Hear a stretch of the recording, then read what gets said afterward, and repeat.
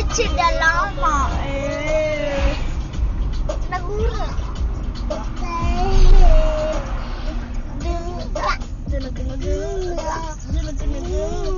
அந்த காரே ஓவர்டேக் பண்ணிச்சு.